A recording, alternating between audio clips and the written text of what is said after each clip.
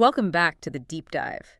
Today, we're really diving deep, maybe deeper than ever before, into some incredibly dense material on clinical genetics. We're aiming for, well, absolute elite professional mastery here. That's the goal. It's not just a surface look. No, definitely not. We're talking about understanding the core mechanisms, the exceptions, the diagnostics, really mapping the blueprint of human life and what happens when things go, awry. Exactly. The mission today is fluency. Bridging that gap between the basic science, like chromosome architecture, and the really high-stakes clinical side, managing disorders, therapy, counseling. You shared a massive stack of material. We need to synthesize it all. Chromosomal, single gene, polygenic, mitochondrial, somatic cell disorders. Get that cohesive, deep understanding. It's a journey, but it's fundamental. We're looking at the why behind the diseases, not just the what. Okay, let's get into it. Where else to start but the absolute foundation? The physical stuff, the genome itself. So humans, we have 23 pairs of chromosomes. That's the standard count. Right, 46 in total. And 22 of those pairs are the autosomes. They're homologous. But the 23rd pair, the sex chromosomes, that's where it gets a bit different structurally, doesn't it? Especially comparing males and females. It does. True homologies, where both chromosomes in the pair are basically identical in structure and gene content, that's really only in females, the XX pair. Okay. In males, you have XY, and the Y chromosome is, well, it's much, much smaller. It carries far fewer genes than the X. Ah, so that's key, that lack of a matching allele on the Y. Precisely. That's why X-linked disorders have such unique inheritance patterns and expression, mostly affecting males. There's no backup copy on the Y, so to speak. Makes sense. In looking at any single chromosome, X, Y, or autosome, we talk about its anatomy, the P arm and the Q arm. Yep, the short arm is P, think petite, and the long arm is Q. They're joined at that constricted point called the centromere. And the centromere's location isn't just incidental, right? We actually classify chromosomes based on where it sits. Why is that so important? It's crucial for a couple of reasons. Identification, primarily. When you're looking at a karyotype, the centromere position dictates the chromosome's overall shape. It's also vital for proper separation during cell division. So what are the classifications? There are three main types based on that position. Metacentric, where the centromere is right in the middle, so the P and Q arms are almost equal length. Okay. Then submetacentric, where the centromere is off-center, making the P arm noticeably shorter than the Q arm. Right. And finally, acrocentric. Here, the centromere is very near one end, so the P arm is tiny, often just containing repetitive DNA, like for ribosomes. So these superorganized structures, chemically, they're made of DNA wrapped around proteins, the histones. Correct. DNA and histone proteins. The histones act like spools, allowing that incredibly long DNA molecule to be tightly packed and condensed into the chromosome structure we can actually see during cell division. Which leads us to that. Well, frankly, shocking fact for anyone new to this, most of our DNA doesn't actually seem to code for anything specific like a protein. That's the DNA surprise you mentioned. It really shifted biology. We have somewhere between 20,000 and 25,000 genes, roughly. Yeah. But those genes, the protein coding sequences, they only make up about 3% of the entire 3 billion base pairs in our genome. 3%. So what's the other 97% doing? Is it really junk DNA? Oh, absolutely not. That term is very outdated now. That 97%, it's the regulatory control panel. It's far from junk. Okay, tell me more. What kind of regulation? It contains huge amounts of critical control elements. Yeah. Things like promoters, enhancers, silencers, sequences that tell the actual genes when to turn on, where in the body, and how much product to make. So it's orchestrating the whole thing. Exactly. And it also produces a whole zoo of non-coding RNA molecules, microRNAs, long non-coding RNAs that are themselves major players in regulating gene expression, protein translation, even chromosome structure. Think of the genes as the instruments in an orchestra, the non-coding DNA. It's the conductor, the musical score, the stage managers, the lighting crew, everything needed to make the music happen correctly. Without it, those genes are silent or chaotic. Hashtag tag 1.2, the functional unit of heredity, the gene. Okay, so let's zoom in on that 3%, the gene itself, the functional unit of heredity. It's a specific sequence of nucleotides at a specific place, a locus, on a chromosome. Correct. And because we inherit chromosomes in pairs, one from each parent, we typically have 2 copies of every gene. Right, 2 copies, and those copies are called alleles. Yes. Alleles are the alternative forms of a particular gene. So for eye color, you might inherit an allele for brown eyes and an allele for blue eyes. And that leads to zygosity, homozygous versus heterozygous. Precisely. If the 2 alleles you inherit for a specific gene are identical, say 2 blue eye alleles, you are homozygous at that locus for that gene. Okay. If the two alleles are different, one brown, one blue, then you are heterozygous. And being heterozygous is where dominant and recessive expression comes into play. But you flagged earlier, it's not always a simple rule in the clinic. It sets the foundation, but yeah, clinical genetics is full of nuances. The basic rule is a dominant gene shows its effect even if you only have one copy, heterozygous state. So one bad copy is enough. Often, yes. These tend to be genes for structural proteins or key regulators, where having only 50% of the normal protein isn't sufficient, that's called haploinsufficiency, or the abnormal protein actively interferes, dominant negative effect. Okay. And recessive? Recessive conditions typically only manifest if both copies of the gene are abnormal of the homozygous state. These often involve enzymes. Why? Because usually having 50% enzyme activity from one good allele is enough to get by without symptoms. The parents are typically unaffected carriers. Which brings us to genotype versus phenotype, defining what someone has genetically versus what we actually see. Critical distinction. Genotype is the underlying genetic makeup, the specific combination of alleles someone possesses. It's invisible without testing. And phenotype? Phenotype is the observable result. The clinical characteristics, physical traits, biochemical properties, anything we can measure or see that results from the genotype interacting with the environment. Got it. And one more term here, genetic polymorphism. Right. Polymorphism refers to when a gene exists in several different forms or alleles within a population, but these variations don't typically cause adverse health effects. They just contribute to normal human diversity. Think blood types, for example. They're genetically determined variations, but usually not diseases. Okay, before we dive into the categories of genetic disease, it's crucial to stress something the source material really hammers home. Genetics rarely works alone. Absolutely fundamental point. Most diseases we encounter, especially chronic ones, have both genetic and environmental components. It's almost always an interplay. So the genetic part might be the main driver, or it might just make someone more susceptible. Exactly. In some clear-cut single-gene disorders like cystic fibrosis or sickle cell anemia, the gene mutation is the primary, almost sole cause.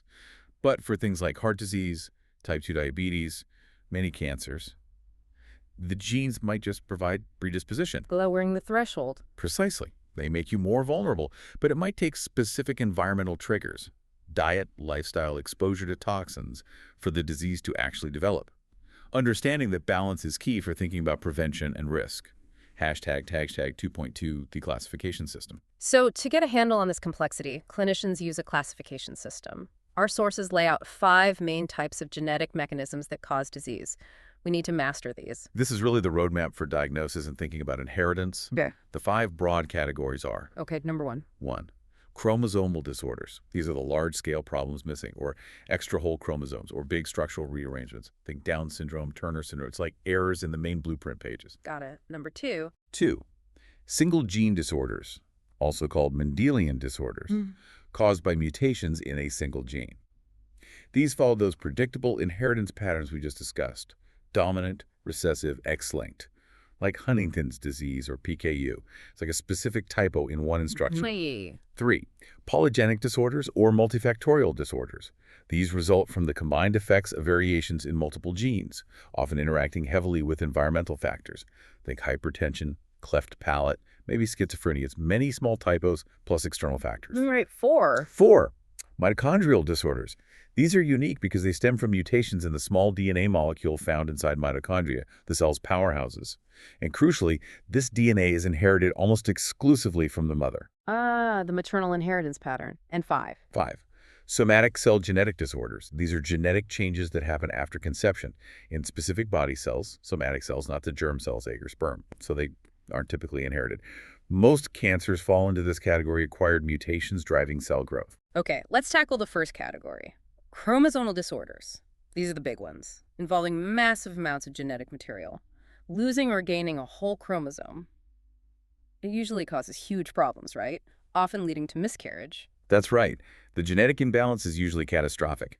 Having an extra chromosome, trisomy, or missing one, monosomy, affects the dosage of hundreds, maybe thousands, of genes simultaneously. The cellular machinery just can't cope. And losing a whole chromosome, monosomy, is generally even worse than gaining one, except for one key example. Exactly. Autosomal monosomies are almost always incompatible with life, leading to very early pregnancy loss. The major exception, the critical one to know, is monosomy X, which results in Turner syndrome, 45X. Individuals can survive, though, with specific clinical features. Okay, so these imbalances break down into two main types: errors in number and errors in structure. Let's start with number errors and aneuploidies. Right. Aneuploidy just means having an abnormal number of chromosomes. Hashtag 3.1 numerical abnormalities, aneuploidies. And the main mechanism causing aneuploidy is non-disjunction, the failure of chromosomes to separate properly during cell division. Correct. Specifically, during meiosis, the specialized cell division that creates eggs and sperm. Non-disjunction means either homologous chromosomes fail to separate in meiosis the first, or sister chromatids fail to separate in meiosis the second. We absolutely have to understand the difference between non-disjunction in meiosis the first versus meiosis the second. Why are the outcomes distinct? It's critical because it affects the proportion of abnormal gametes produced. If non-disjunction happens in meiosis the first, the homologous pair fails to separate. This is generally considered more severe because all four resulting gametes are abnormal. All four. Two of the gametes will end up with an extra copy of that chromosome. They're called disomic gametes, and the other two will be missing that chromosome entirely, nullisomic gametes. So upon fertilization with a normal gamete, you either get a trisomic zygote, 47 chromosomes, or a monosomic zygote, 45 chromosomes. No normal outcome possible from that specific meiotic event. Wow, okay, so what happens if the error is later in meiosis the second? If non-disjunction occurs in meiosis the second, it's the sister chromatids that fail to separate in one of the two cells progressing through meiosis the second. The other cell divides normally. So the outcome is mixed. Yes. You end up with 4 gametes, but this time 2 are normal, carrying the correct single chromosome. One is disomic, with the extra chromatid that failed to separate, and one is mellisomic, missing that chromatid. So fertilization can lead to normal 46, trisomic 47, or monosomic 45 zygotes. There's a chance of a normal outcome. That's a huge difference. And there's a major risk factor associated with non-disjunction, isn't there? Yes, definitely. Advanced maternal age. The risk of non-disjunction, particularly in the mother's eggs, increases significantly, almost exponentially, as a woman gets older, especially over 35. The reasons aren't fully understood, but the cellular machinery involved in meiosis seems more prone to errors over time in oocytes. Okay, so non-disjunction in meiosis happens before fertilization. But errors can also happen after the zygote forms, leading to mosaicism. What's the definition here? Mosaicism means an individual has 2 or more genetically distinct cell lines that originated from a single zygote. The error, usually non-disjunction or a similar lagging of a chromosome during separation, anaphase lag, happens during mitosis, the regular cell division for growth, after fertilization. And the timing of that mitotic error is crucial for the clinical picture. Absolutely. If the non-disjunction happens very early, say in the very first mitotic division of the zygote, you'll potentially end up with 2 major cell lines spread throughout the body, for example. One line with 47 chromosomes, trisomic, and one with 45, monosomic, which might not survive well. This can lead to a significant clinical phenotype, possibly a milder version of the full trisomy monosomy syndrome. What if the error happens later? If the mitotic error occurs after several normal cell divisions have already happened, the abnormal cell line will be present in a smaller proportion of cells and might be restricted to certain tissues. This often results in a much milder phenotype, or sometimes no clinical effect at all, depending on which tissues are affected and the percentage of abnormal cells. We see mosaic forms of Down syndrome and Turner syndrome, for instance. Hashtag 3.3 structural chromosome abnormalities, the 6 types. All right, moving from number errors to structural errors. These aren't about having too many or too few whole chromosomes, but about pieces being broken, moved, lost, or rearranged. Let's go through the 6 main types our sources list, starting with translocation. Okay. A translocation is when a segment of one chromosome breaks off and attaches to a different non-homologous chromosome. The key type here is a balanced reciprocal translocation. Balanced meaning? Meaning there's an exchange of material, but no significant genetic information is lost or gained overall. The person carrying a balanced translocation is usually phenotypically normal, completely healthy. They're just a carrier. So where's the problem? The problem arises during meiosis, when they make their eggs or sperm. Because of the rearranged chromosomes, their gametes can end up with an unbalanced set of chromosomes missing the translocated piece or having it duplicated. When fertilized, this leads to unbalanced offspring with congenital anomalies or often results in recurrent miscarriages. That's why finding a balanced translocation in a parent is so important for genetic counseling. Okay, next structural type, deletion. Loss of a segment? Yes, deletion is simply the loss of a part of a chromosome. If it's a large deletion, it's often lethal. But what's become clear with better technology is the importance of microdeletions. Smaller losses. Much smaller, often too small to see on a standard karyotype. But these gene deletion syndromes involve the loss of a specific cluster of adjacent genes, and this loss consistently produces a recognizable pattern of anomalies. Can you give examples? Sure.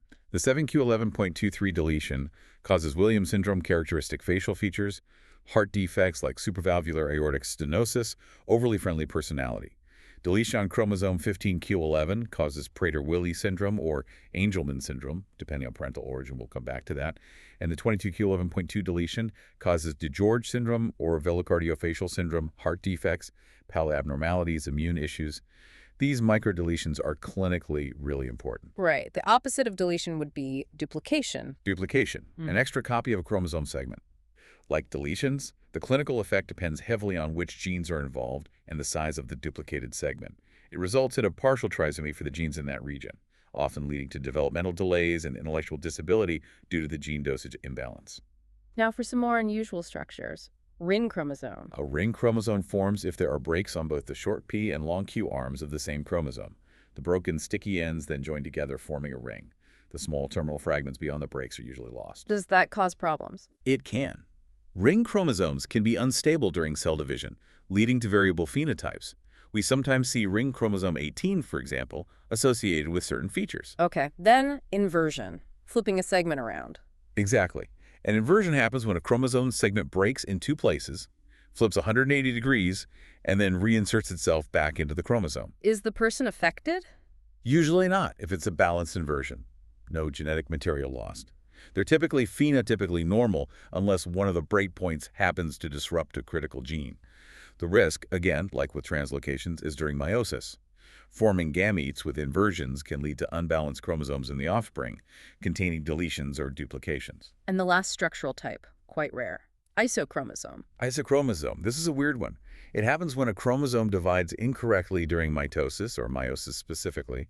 It divides horizontally across the centromere instead of vertically along the line separating sister chromatids. What does that produce? It results in one chromosome that has two copies of the long arm Q and is missing the short arm P entirely, and another chromosome, which is usually lost, that has two copies of the short arm and is missing the long arm. So the person ends up with a mirror image chromosome.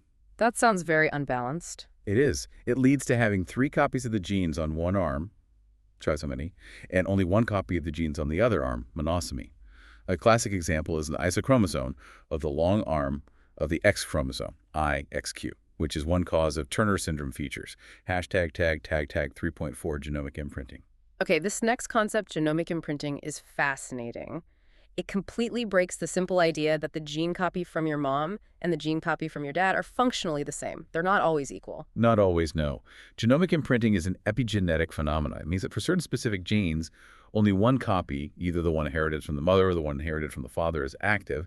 The other copy is silenced, usually by methylation, an epigenetic mark. So the expression depends entirely on the parent of origin. For imprinted genes, yes. It doesn't matter if the DNA sequence is normal. If it's the copy that's supposed to be silent, it stays silent. If it's the copy that's supposed to be active, it needs to be active. Problems arise if you inherit two silenced copies or two active copies when you should have one of each, or if the active copy is deleted. And the classic examples illustrating this are Prader-Willi and Angelman syndromes. They involve the same chromosome region, 15q11.13, but cause totally different disorders. Exactly. It's the perfect illustration. Prader-Willi syndrome, characterized by poor feeding in infancy, then later extreme appetite, obesity, mild intellectual disability, typically results from the loss of function of genes in this region that are normally expressed only from the paternal chromosome. How does that loss happen? Most commonly, it's a microdeletion on the paternal chromosome 15. Less commonly, the person inherits two copies of chromosome 15 from their mother and none from their father. This is called maternal uniparental disomy, UPD. Either way, they lack the necessary active paternal contribution from that region. Okay, and Angelman syndrome. Angelman syndrome, severe intellectual disability, movement disorder, seizures, often inappropriate laughter, results from the loss of function of a different gene, UBE3A, within that same 15q11.13 region, but this gene is normally expressed only from the maternal chromosome in the brain. So the mechanisms are reversed. Essentially, yes. Angelman usually happens because of a microdeletion on the maternal chromosome 15, or paternal uniparental disomy, 2 copies from dad and then from mom, or a specific mutation in the maternal UBE3A gene. Same region, opposite parental origin effect, completely different syndromes. It underscores how crucial imprinting is. So, thinking about recurrence risk for chromosomal abnormalities overall, generally they're sporadic new events, low risk of happening again. For the most part, yes. Things like trisomy 21 caused by non-disjunction are usually one-off events with a low recurrence risk, slightly increased based on maternal age, unless a parent is found to carry a balanced structural rearrangement, like a translocation or an inversion involving the chromosome in question. Then the risk for unbalanced offspring jumps significantly, and parental testing becomes absolutely mandatory for accurate counseling. Okay, let's apply these mechanisms now to the major clinical syndromes caused by aneuploidy. We have to start with Down syndrome, trisomy 21. It's the most common chromosomal disorder, right? About 1 in 800 live births. That's the figure, yes. 1 in 800 to 1 in 1,000. And as we mentioned, that strong link to maternal age is key. Just reiterate those numbers, they're striking. Under 30, the risk is maybe 1 in 1,500 or lower. By age 35, it's around 1 in 350. By 40, it's closer to 1 in 100. And over 45, the risk can be as high as 1 in 30 or 1 in 50. It's a dramatic increase. And the extra chromosome 21, it usually comes from the mother. In about 90–95% of cases where the origin can be traced, the extra chromosome comes from the egg due to maternal non-disjunction. Cytogenetically, you said most are simple trisomy 21. About 95% are standard trisomy 21, 3 complete copies of chromosome 21. Around 4% are due to translocations, most commonly a Robertsonian translocation, where the long arm of chromosome 21 is attached to another acrocentric chromosome, usually chromosome 14. And the remaining 1%? About 1% are mosaic Down syndrome, with both normal and trisomy 21 cell lines. Why is it so critical to figure out if it's simple trisomy versus a translocation case? It's all about the recurrence risk counseling. If it's simple trisomy 21 of the child and the parents have normal chromosomes, the recurrence risk for future pregnancies is low, roughly 1% or slightly higher depending on maternal age. But if it's a translocation... If the child has a translocation Down syndrome, you must test the parent's chromosomes, karyotype. If one parent carries that same translocation in a balanced form, the recurrence risk is much higher. How much higher? If the mother is the balanced carrier, the example of a 1421 translocation, the risk of having another affected child is around 10–15%. If the father is the carrier, the risk is lower, maybe 3–5%. These are significant risks. And there's an extreme case. Yes, the very rare situation where a parent carries a balanced translocation involving both copies of chromosome 21, a 21-21 translocation. In that case, every viable pregnancy they conceive will inevitably result in Down syndrome. The risk is essentially 100%. That's why determining the cytogenetic type is paramount. Okay, moving to the clinical features. Beyond the known intellectual disability and some physical growth delay, what are the really critical, potentially life-threatening associated problems professionals need to manage proactively? The absolute top priority is the heart. Congenital heart disease, CHD, occurs in about 40–50% of individuals with Down syndrome. That's very high. Any specific types? Yes, the most characteristic are atrioventricular septal defects, AVSDs, also known as endocardial cushion defects. These account for maybe 40–60% of the heart defects seen.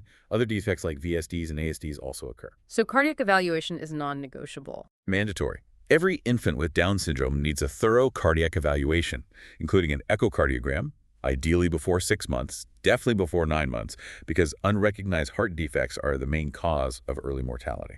What's next on the high-risk list? Gastrointestinal malformations. About 12% have significant GI issues, most notably duodenal atresia, a blockage in the first part of the small intestine, which presents with vomiting soon after birth and requires surgery. Annular pancreas and Hirschsprung disease are also more common. Okay, heart and gut. What else needs routine screening? Hearing problems, very common, affecting maybe 40–75%. Often it's conductive hearing loss due to fluid buildup behind the eardrum, serous otitis media, because of anatomical differences in the eustachian tubes. Sensorineural loss can also occur. Early hearing screening, ideally by 3 months, confirmed by 6 months, is crucial for language development. Right, and thyroid issues. Yes, thyroid dysfunction, particularly hypothyroidism, is significantly more common in Down syndrome, affecting maybe 15% or even more over their lifetime, often with an autoimmune basis, like Hashimoto's thyroiditis. Regular thyroid screening, TSH, T4, is recommended annually throughout life, starting in infancy. Any increased risk of cancers? Unfortunately, yes. There's an increased risk of leukemia, both acute lymphoblastic leukemia, AL, and acute myeloid leukemia, AML, particularly a specific type called acute megakaryocytic leukemia, AMKL, in young children. The overall risk is still relatively low, but significantly higher than the general population. And you mentioned a specific skeletal risk earlier, atlanto-occipital instability. Atlantoaxial instability, yes. Yeah. Laxity in the ligaments between the first two neck vertebrae, C1 the atlas and C2 the axis. It occurs in about 10–30%. While most are asymptomatic, there's a small risk, 1–2% of spinal cord compression. So how is that managed? Screening. Yes. Guidelines often recommend screening with a lateral neck X-ray in flexion, neutral, and extension positions around age 3 to 5 years, and definitely before participating in certain sports like contact sports, gymnastics, diving, or before undergoing anesthesia where neck manipulation might occur. If instability is found, certain activities might be restricted. Management overall seems very proactive, focusing on screening and early intervention. Absolutely. Early intervention programs involving physical therapy, occupational therapy, and speech therapy are vital to maximize developmental potential. The prognosis now, especially with the effective management of heart defects, is much better than it used to be, with many living into their 60s. And the counseling aspect needs to be handled carefully. Very carefully. It needs to be compassionate, truthful, up-to-date, and ideally involve both parents. The focus should be on the child's potential, the available resources, and addressing the parent's immediate concerns. As the source noted, professionals should specifically avoid bringing up topics like institutionalization or adoption unless the parents raise them first. It's about supporting the family. Hashtag tag 4.2 Turner syndrome, 45X, monosomy X. Okay, let's move to Turner syndrome, 45X. This is the big exception, the viable monosomy. But still, most 45X conceptions don't make it. That's right. It's estimated that 99% of 45X conceptions result in spontaneous abortion, usually early in pregnancy. The incidence in live births is about 1 in 2,500 to 1 in 3,000 females. And unlike trisomy 21, this one is not linked to maternal age. Correct. There's no association with advanced maternal or paternal age. The loss of the sex chromosome is usually thought to occur during paternal meiosis, or sometimes as a postzygotic mitotic error. Cytogenetically, it's not always a simple 45X, is it? Mosaicism is common. Very common. Maybe up to 50% of individuals with Turner syndrome are mosaic, often 45X, 46XX. This mosaicism generally leads to a milder phenotype with more variable features. And other chromosome structures can cause it too, like that isochromosome you mentioned. Yes, having one normal X and an isochromosome for the long arm of X, denoted IXQ, accounts for some cases. These individuals are missing the genes on the short arm, XP, but have 3 copies of the genes on the long arm, XQ. Ring X chromosomes or deletions of the short arm of X can also cause Turner features. The key seems to be having only one functional copy of certain critical genes on the X chromosome short arm. Clinically, what are the classic signs? Can it be recognized at birth? Sometimes. Newborns might have lymphedema, that's puffiness or swelling of the hands and feet, and loose skin folds at the back of the neck, webbed neck or cystic hygroma. And later on, the classic features. The most consistent feature is short stature. Without treatment, the average adult height is only around 4 feet 8 inches, 143 centimeters. Other common physical features include that web neck, pterygium colli, a low posterior hairline, a broad shield-like chest with widely spaced nipples, and an increased carrying angle at the elbows, cubitus valgus. But the really defining issue is often related to puberty and fertility. Yes, the vast majority have ovarian dysgenesis, meaning the ovaries don't develop properly and are replaced by streaks of fibrous tissue. This leads to primary ovarian failure, lack of spontaneous puberty, amenorrhea, no periods, and infertility. They have hypergonadotropic hypogonadism, low estrogen, high FSH and LH, trying to stimulate ovaries that aren't there. So management has to address both the growth and the hormonal issues. Exactly. Growth hormone therapy is standard treatment, often started in early childhood, to improve final height.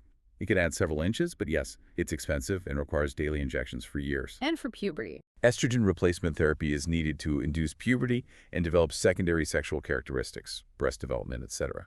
It's usually started around age 12–14, initially with low doses, then increased, and eventually combined with progesterone to induce cyclical withdrawal bleeding, mimicking a menstrual cycle, which is important for uterine health. Are there other associated medical problems to watch for? Definitely.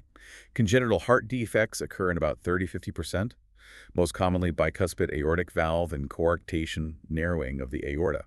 Lifelong cardiac monitoring is essential. Kidney abnormalities like a horseshoe kidney or duplicated collecting systems are found in about 30–40%.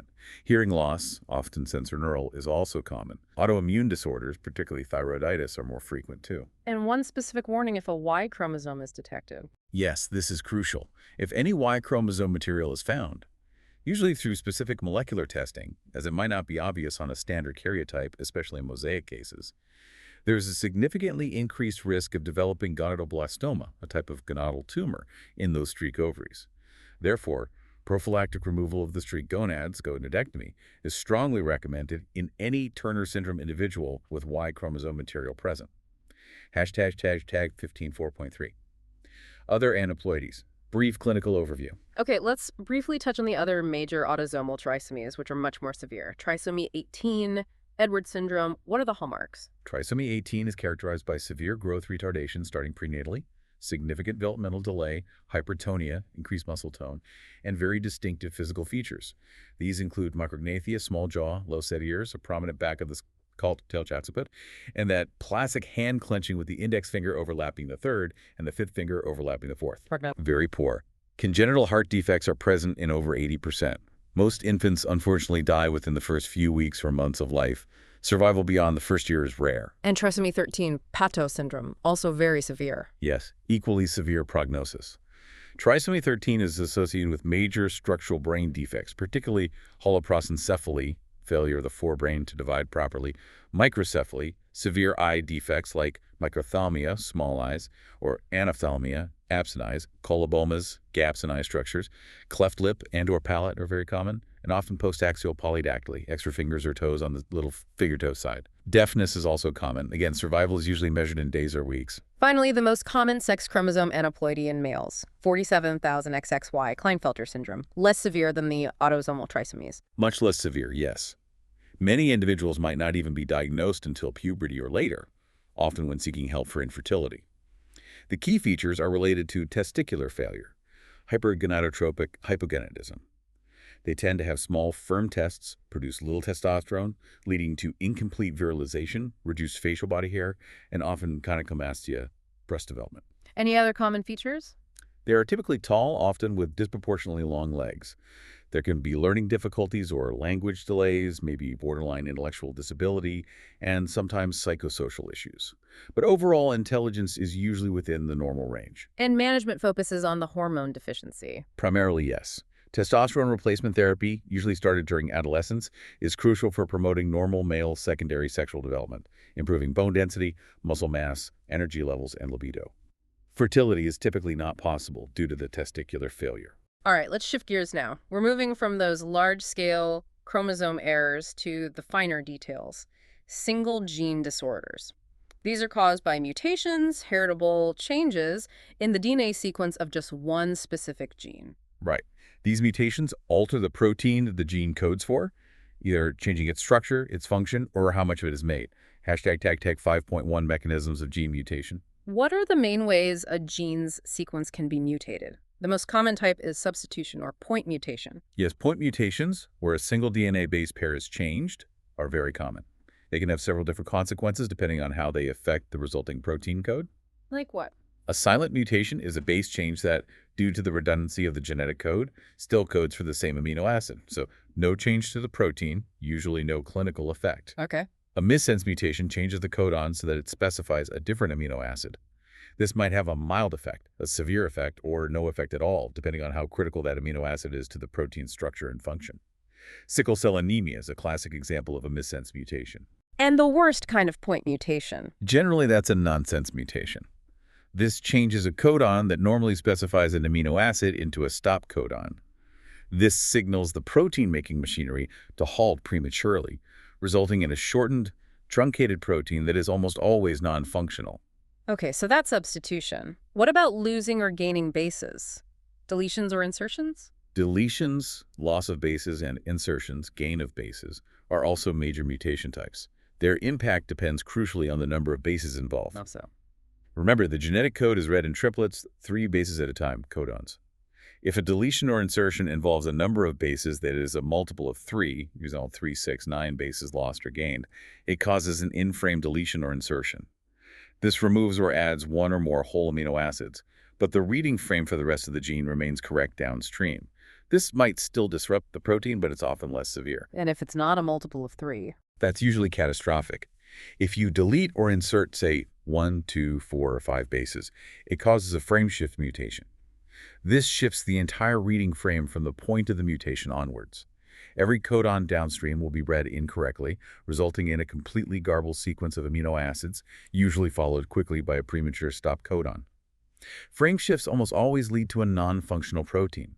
Cystic fibrosis often involves a specific 3-base pair deletion in frame, while Duchenne muscular dystrophy frequently results from frame shift mutations. And one more mechanism, the dynamic ones. Triplet repeats. Right, dynamic mutations. These involve specific short sequences of DNA, often 3 bases long, like CAG or CGG, that are repeated multiple times in a row within or near a gene.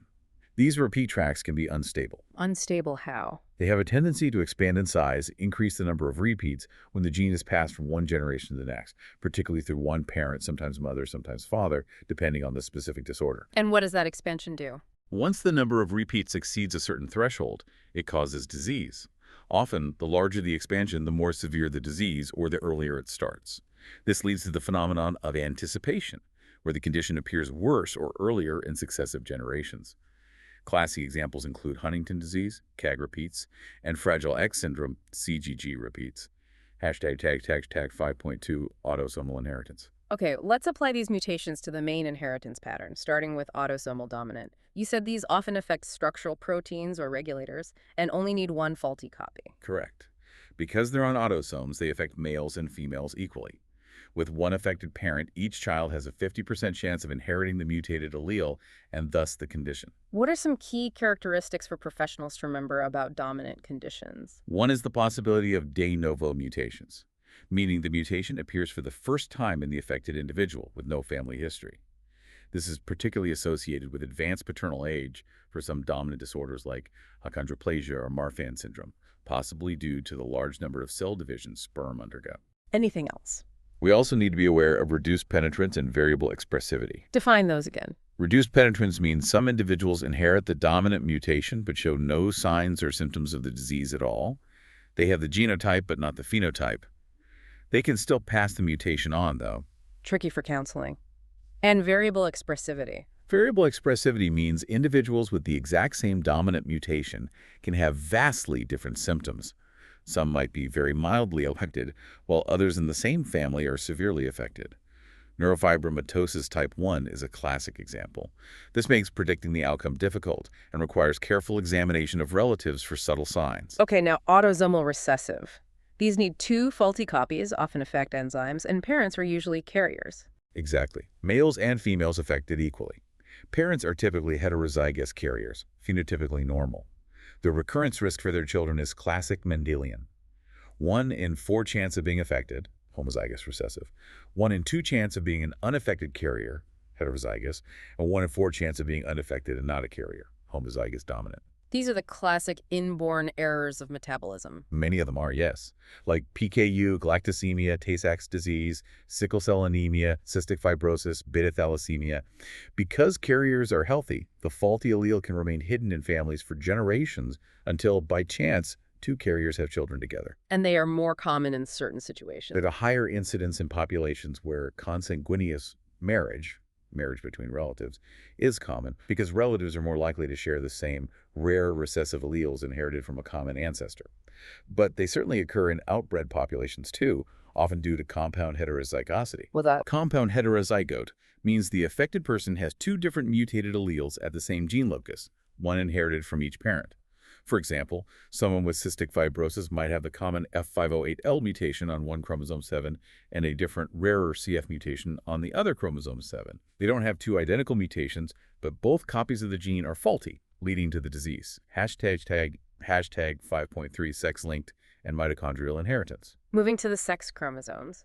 X-linked recessive. These mainly show up in males. Yes, because males only have 1 X chromosome.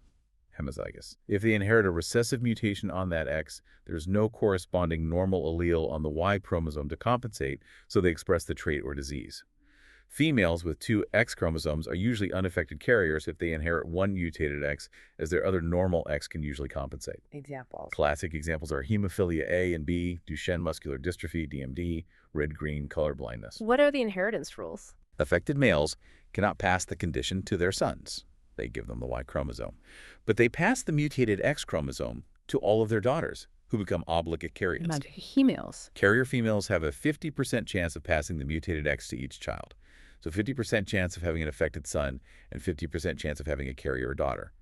Molecular testing is now very effective for identifying female carriers. Okay. What about X-linked dominant? Much rarer. Much rarer, yes. Here, a mutation on the X chromosome causes the disease even in heterozygous females. Because females have two X's, they are often affected, sometimes less severely than males who only have the one mutated X, homozygous males. Transmission pattern. It's quite distinct. Affected males transmit the condition to all of their daughters, they get his only X, but none of their sons, they get his Y. Affected heterozygous females transmit the condition to half of their children, regardless of sex, 50% chance for sons, 50% chance for daughters. Any examples? Hypophosphatemic rickets, vitamin D-resistant rickets, is one. Rett syndrome is another complex example, though it's often lethal in males. Sometimes X-linked dominant conditions are so severe in males they lead to miscarriage, resulting in families with only affected females and unaffected males. And finally, the really unique one, mitochondrial inheritance. It follows the mother. Strictly maternal inheritance, yes. Mitochondria and the small circular DNA molecule they contain, mtDNA, are located in the cytoplasm of the cell. During fertilization, the sperm contributes virtually no cytoplasm or mitochondria to the zygote. Essentially, all mitochondria come from the egg. So the rules are? An affected female will transmit the mitochondrial mutation, and thus the potential for disease, to all of her offspring, both sons and daughters. However, an affected male cannot transmit the condition to any of his children. Are the diseases consistent? Often not. Mitochondrial diseases frequently show variable expressivity and incomplete penetrance. This is partly due to heteroplasmy. Heteroplasmy. It means that within a single cell, there's a mixture of mitochondria, some carrying the mutation, some normal. The proportion of mutant mitochondria can vary between tissues and individuals, influencing whether disease develops and how severe it is. Examples include MELIS, mitochondrial encephalopathy, lactic acidosis and stroke-like episodes, and Leber hereditary optic neuropathy, LHON. Hashtag 5.4 polygenic and somatic cell disorders. Okay, back to the broader categories. Polygenic or multifactorial inheritance. This covers many common conditions resulting from lots of small genetic effects plus environment. Exactly. These don't follow simple Mendelian patterns. Instead, susceptibility is determined by the combined influence of variations in potentially hundreds of different genes, each having only a small individual effect, interacting with numerous environmental factors, diet, lifestyle, exposures. Examples again. Many common birth defects like neural tube defects, like spina bifida, cleft lip, and palate. Also many common adult diseases, coronary artery disease, hypertension, type 2 diabetes, asthma, many psychiatric disorders like schizophrenia and bipolar disorder. How do we think about recurrence risk for these? It's not a simple 25% or 50%. No, it's based on empirical data observing how often the condition recurs in families. The risk is generally low for first-degree relatives, parents, siblings, offspring, typically in the range of 2 to 5%. Does the risk change based on severity or sex? Yes, there are a couple of key principles for counseling. The recurrence risk is generally higher if the affected individual, the index patient, has a more severe form of the condition. The logic is they likely carry a higher load of susceptibility genes. Okay. Also, the risk is higher for relatives if the index patient belongs to the less commonly affected sex for that particular condition. For example, pyloric stenosis, a stomach outlet obstruction, is much more common in boys. Yeah. If a baby girl has it, it suggests her family carries a stronger genetic predisposition, so the recurrence risk for her relatives is higher than if the first affected child was a boy. Interesting. Okay, last category. Somatic cell genetic disorders. These are mutations happening after conception in body cells. Correct. These are acquired genetic defects restricted to certain cells or tissues. They are not present in the germline, egg, or sperm, so they are not typically passed on to offspring. And the major example here is cancer. Cancer is the prime example. Most cancers arise from the accumulation of multiple somatic mutations in genes that control cell growth, division, and death within a specific cell lineage. These mutations give those cells a survival or growth advantage, leading to uncontrolled proliferation and tumor formation. Some non-cancerous conditions, like segmental overgrowth syndromes, can also result from somatic mutations occurring during development. All right, we've covered the mechanisms and the types of disorders. Now, to really achieve that professional mastery, we need the clinical toolkit. How do we diagnose, treat, and prevent these conditions? Let's start with the evolution of diagnostic testing. #tag 6.1, advanced testing for genetic anomalies. The absolute bedrock, historically, is conventional karyotyping. Describe the process briefly. You take cells that can divide, usually white blood cells, lymphocytes, from a blood sample, or fetal cells from amniotic fluid or chorionic villi. You culture them in the lab, stimulate them to divide, and then arrest them chemically during metaphase, when chromosomes are most condensed and visible. Then you stain them. Right. You spread them on a slide, stain them, typically with GM stain, which creates a specific banding pattern, light and dark bands, unique to each chromosome pair. Then you photograph them, cut them out, or digitally arrange them in pairs, ordered by size and centromere position. What can it detect, and what's the limitation? It's great for detecting aneuploidies, extra or missing whole chromosomes, and large structural rearrangements like translocations, big deletions, or duplications. The major limitation is resolution. It can only reliably detect changes larger than about 5 to 10 megabases of DNA.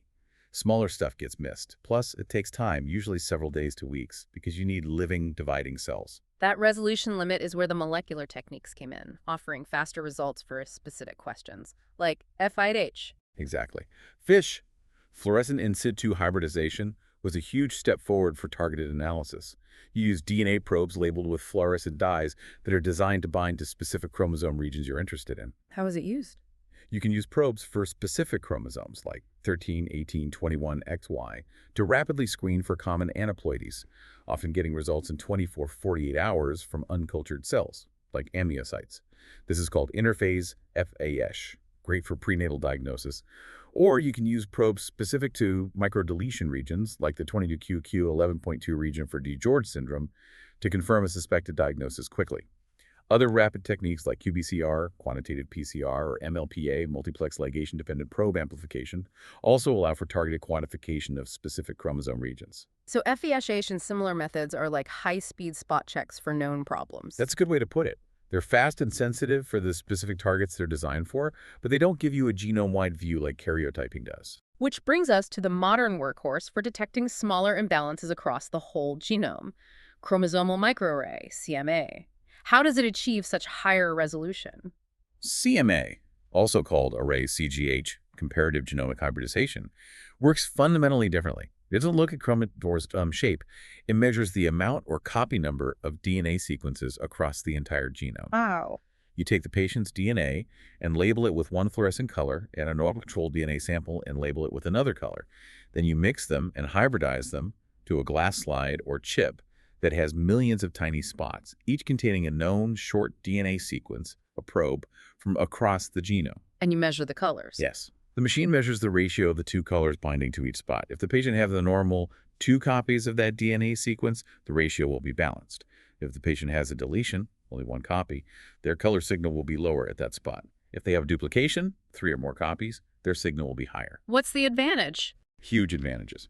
First, resolution is much higher.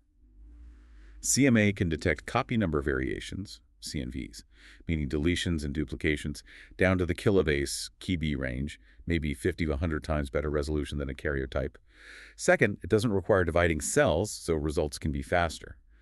Third, it provides a genome-wide screen for imbalances. So when is CMA used? Because of its superior diagnostic yield, CMA is now recommended as the first peer genetic test for individuals with unexplained developmental delay, intellectual disability, autism spectrum disorders, or multiple congenital anomalies when a specific syndrome isn't obvious. It picks up many pathogenic CNVs missed by karyotyping. However, it doesn't detect balanced rearrangements like translocations. Okay, and for the ultimate level of detail looking for single base changes, we need DNA sequencing, moving from Sanger to NGS. Right. DNA sequencing determines the exact order of base pairs, ATCG, in a specific piece of DNA. The traditional method is Sanger sequencing, which is very accurate for sequencing a single gene or a small region, but is slow and expensive for large-scale analysis. And NGS changed the game. Next-generation sequencing, NGS, also called massively parallel sequencing, allows us to sequence millions or even billions of DNA fragments simultaneously. This has dramatically reduced the cost and increased the speed of sequencing. What can NGS do? It's incredibly powerful for identifying point mutations, substitutions, and small insertions, deletions within genes. It's the key technology behind diagnostic tests like large gene panels, sequencing many genes related to a certain condition like epilepsy or cardiomyopathy at once, whole exome sequencing, WES sequencing, just the 2% of the genome that codes for proteins, and even whole genome sequencing, WGS sequencing nearly the entire genome. Are there limitations professionals need to understand? Yes, crucial ones. Standard NGS methods based on short reads are actually quite poor at detecting large CNVs, deletions, duplications, or aneuploidy. CMA is better for that. NGS also struggles with detecting balanced rearrangements in certain types of mutations like triplet repeat expansions unless specific protocols are used. And critically, NGS generates enormous amounts of data. Interpreting that data, figuring out which variants are benign polymorphisms and which are disease-causing mutations requires significant bioinformatic expertise and access to databases. Finding a variant of uncertain significance, VUS, is a common challenge. Hashtag 6.2 therapeutic strategies. A multifaceted approach. Okay, we have the diagnostic tools. Now, therapy. For most genetic disorders, cures aren't available, so management is key. Let's talk strategies, starting with metabolic manipulation for inborn errors. This is a cornerstone for many metabolic disorders.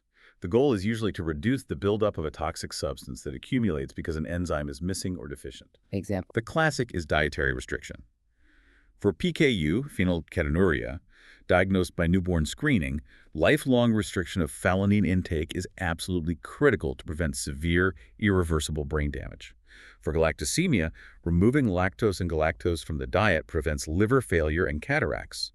For others, like urea cycle disorders, protein intake must be strictly limited. Are there other ways to manipulate metabolism?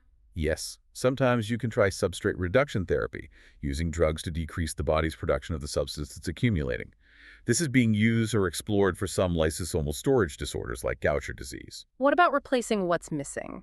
Providing deficient proteins or enzymes? That's another major strategy. Simple protein replacement includes giving clotting factors, like factor VIII or NIX, for hemophilia, or thyroid hormone, thyroxine, for congenital hypothyroidism. And the more complex version, ERT. Enzyme replacement therapy, ERT, involves manufacturing the missing enzyme using recombinant DNA technology and infusing it intravenously into the patient, usually every week or two, for life. This has been life-changing for some lysosomal storage disorders like Gaucher disease, Fabry disease, Pompe disease, and the MPS disorders like Hurler syndrome. What's the downside? While effective for many systemic symptoms, less so for brain involvement as enzymes don't cross the blood-brain barrier well, ERT is incredibly expensive, often hundreds of thousands of dollars per year, lifelong. Sure. It also requires regular 5E infusions and can sometimes trigger immune reactions. Other approaches focus on getting rid of toxic buildup or boosting enzyme function. Yes. Promoting excretion uses chelating agents, drugs that bind to toxic substances and help the body eliminate them.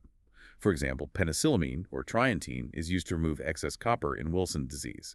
Dysferrioxamine or other iron chelators are vital for managing iron overload in patients with thalassemia who require chronic blood transfusions. And augmenting enzymes.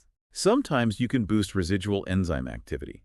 Chemical induction with drugs like phenobarbital can increase the activity of the liver enzyme UGT, which is helpful in some forms of Crigler-Najjar syndrome, a bilirubin metabolism disorder. Or you could administer large doses of a specific vitamin coenzyme that the faulty enzyme needs to work, like giving high-dose pyridoxine, vitamin B6, for some types of homocystinuria. For really severe cases, transplantation is an option. Yes, stem cell transplantation, usually hematopoietic stem cells from bone marrow or cord blood, can be curative for certain genetic disorders affecting blood cells or the immune system, like severe combined immunodeficiency, SCID, thalassemia major, or sickle cell disease. It essentially replaces the patient's faulty blood-forming system. It's also used for some metabolic disorders where the enzyme deficiency can be corrected by transplanting healthy cells, like some lysosomal storage disorders. However, it carries significant risks, including graft versus host disease, and requires finding a suitable donor. What about solid organ transplants? Organ transplantation can be life-saving for genetic disorders, causing end-stage organ failure, like polycystic kidney disease, requiring kidney transplant, or alpha-1 antitrypsin deficiency, requiring liver transplant. Sometimes a liver transplant is done to correct a metabolic defect, even if the liver itself isn't failing, because the liver is the primary source of the missing enzyme, for example, for some urea cycle disorders or maple syrup urine disease.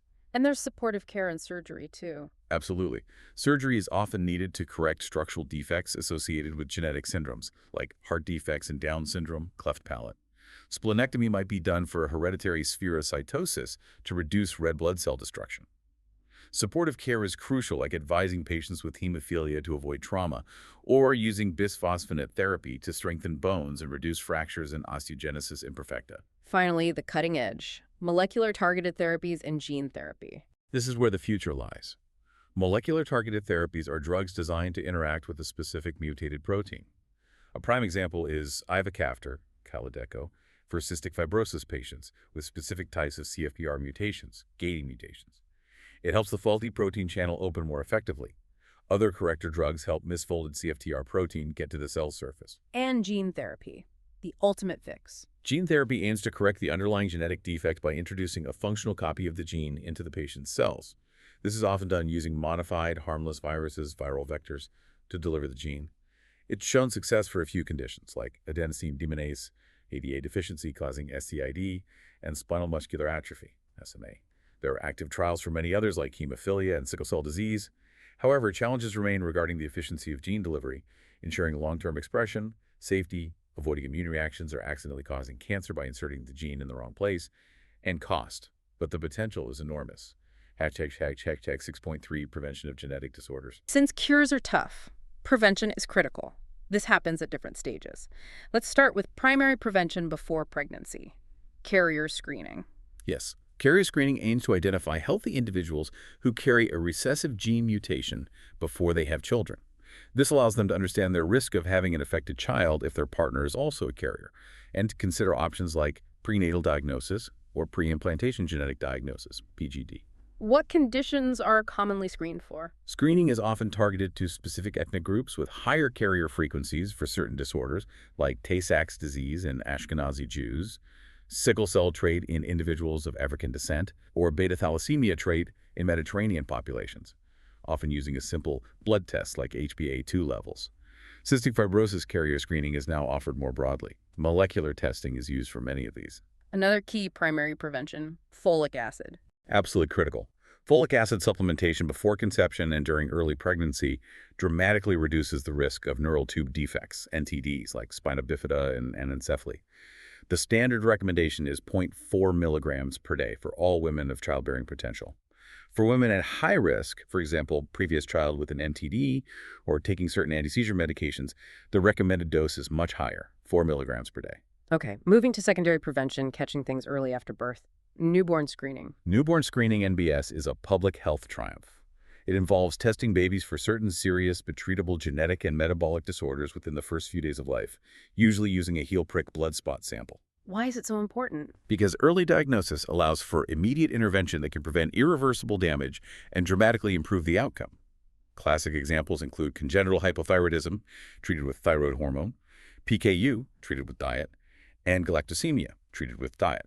Without NBS, these conditions would lead to severe intellectual disability or death. The specific panel of conditions screened varies slightly by region, but has expanded significantly thanks to technology like tandem mass spectrometry. And then there's prevention during pregnancy, prenatal screening and diagnosis, starting with screening tests, maternal serum screening. Right.